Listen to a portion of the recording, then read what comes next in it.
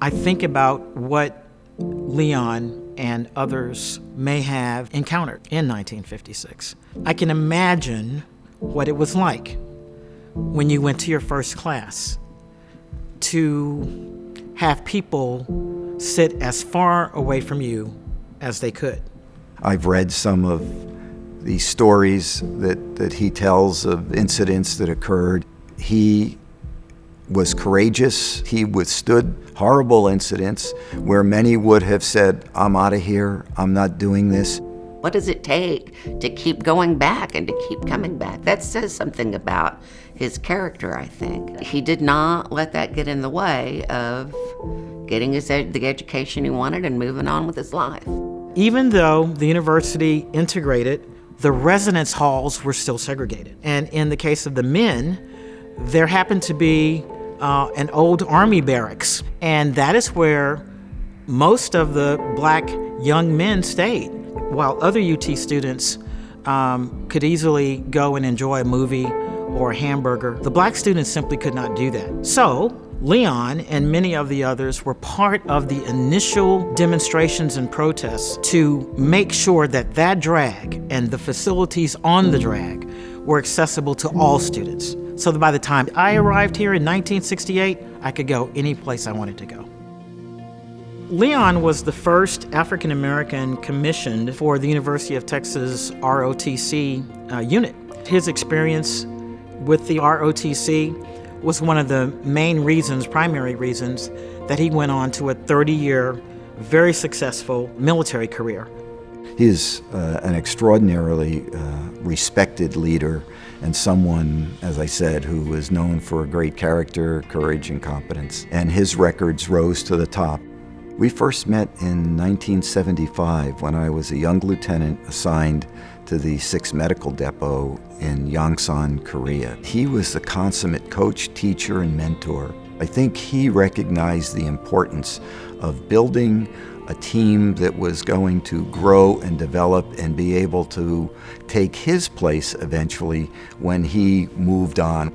Colonel Holland was recognized as a member of the O2M3. These are individuals that went above and beyond, that did extraordinary things, maybe in very difficult and challenging situations where their leadership, where they proved their mettle in a time of crisis.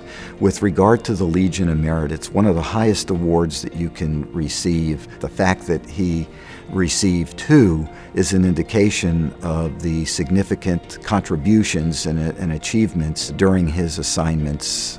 You just knew by the care and concern that he had for soldiers and their families that emanated from his strong value system and love for, Peggy and for his own 2 children. I met Leon in the early 90s when he was hired at the Rehab Commission as Commissioner for Administration. I appreciate so much the things that he's done and the kind of person that he is. Leon was honored with winning the UT Presidential Citation Award a couple of years ago.